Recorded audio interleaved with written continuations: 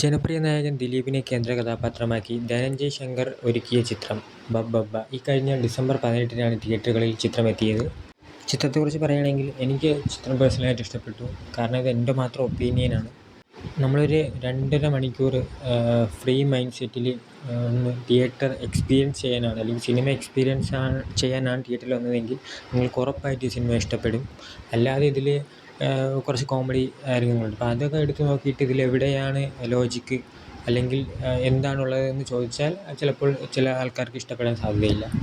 അതല്ലാതെ ദിലീപേട്ടന് പുറമെ ലാലേട്ടനും ഇതിലൊരു ക്യാമിയോ റോളിൽ എത്തുന്നുണ്ട്. ഫസ്റ്റ് ഹാഫിൽ ദിലീപേട്ടൻ്റെ പെർഫോമൻസ് ആണെങ്കിൽ സെക്കൻഡ് ഹാഫിൽ ലാലേട്ടനും ദിലീപേട്ടനും കൂടിയിട്ടാണ് ഈ ചിത്രത്തിൻ്റെ പുൾ ഓഫ് ചെയ്യുന്നത്. പെർഫോമൻസ് ബേസിൽ രണ്ടാളും അതിമനോഹരമായിട്ട് തന്നെ ചെയ്തിട്ടുണ്ട്. ഇതിലൊരു രണ്ടുപേരുടെ ഒരു ഡാൻസും അതൊക്കെ അതിമനോഹരമായിട്ട് തന്നെ രണ്ടുപേരും ചെയ്തിട്ടുണ്ട്. കാരണം ലാലേട്ടൻ്റെ ഈ ഒരു പ്രായത്തിലും പുള്ളി ഇത്രയും മനോഹരമായിട്ട് ചെയ്തിട്ടുണ്ട്. അതൊക്കെ തന്നെ നമുക്ക് നന്നായിട്ട് തിയേറ്ററിൽ എക്സ്പീരിയൻസ് ചെയ്ത് കാണാൻ പറ്റും.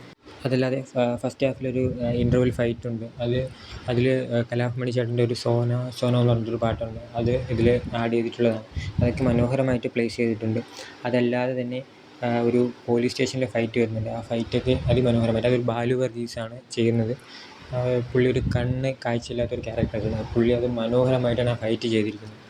അതല്ലാതെ ഇതിൻ്റെ നെഗറ്റീവ് സൈഡ് പറയുകയാണെങ്കിൽ ഈ സിനിമയുടെ സ്റ്റാർട്ടിങ്ങിൽ കുറച്ച് ലാഗായിട്ട് ഫീൽ ചെയ്തു. ഒരു നരേഷൻ കുറച്ച് പിള്ളേരാണ് ചെയ്യുന്നത്, അത് കുറച്ച് ലാഗായിട്ട് ഫീൽ ചെയ്തു. അതല്ലാതെ ഫ്ലാഷ് ബാക്ക്, ദിലീപേട്ടൻ്റെ ഒരു കുട്ടിക്കാലം ഫ്ലാഷ് ബാക്ക് പറയുന്നുണ്ട്, അത് നല്ല ലാഗായിട്ട് ഫീൽ ചെയ്തു. പിന്നെ അവസാനം ഒരു കാട്ടിലെ ഒരു ഫൈറ്റ് ഉണ്ട് ലാലേട്ടൻ ചെയ്യുന്നത്. അത് വളരെ ബോറായിട്ടാണ് ആ ഫൈറ്റ് എടുത്ത് വെച്ചിരിക്കുന്നത്. അതാണ് ഇതിൽ പ്രധാനമായിട്ടും നെഗറ്റീവായിട്ട് ഫീൽ ചെയ്തത്. അതല്ലാതെ എല്ലാവരും അത്യാവശ്യം നല്ലൊരു ക്യാരക്ടറിനെ ചെയ്തിട്ടുണ്ട്. ലാലേട്ടൻ, ദിലീപേട്ടൻ, പെർഫോമൻസ് വൈസ് ധ്യാൻ, വിനീത്, ബൈജു സന്തോഷ്, ഇവരെല്ലാവരും നന്നായിട്ട് തന്നെ ചെയ്തിട്ടുണ്ട്. ടെക്നിക്കൽ സൈഡിൽ ഗോപി സുന്ദറാണ് BGM ചെയ്തിരിക്കുന്നത്. അത് മനോഹരമായിട്ട് പുള്ളി ചെയ്തിട്ടുണ്ട്. ഇതൊന്നുമല്ലാതെ ഒരുപാട് സിനിമകളുടെ റെഫറൻസ് ഈ സിനിമയിൽ വരുന്നുണ്ട്. അതെല്ലാം ഒന്ന് കണക്ട് ചെയ്ത് കണ്ടാൽ നമുക്ക് വളരെയധികം എൻജോയ് ചെയ്ത് തന്നെ തിയേറ്ററിൽ ഈ സിനിമ കാണാൻ കഴിയും.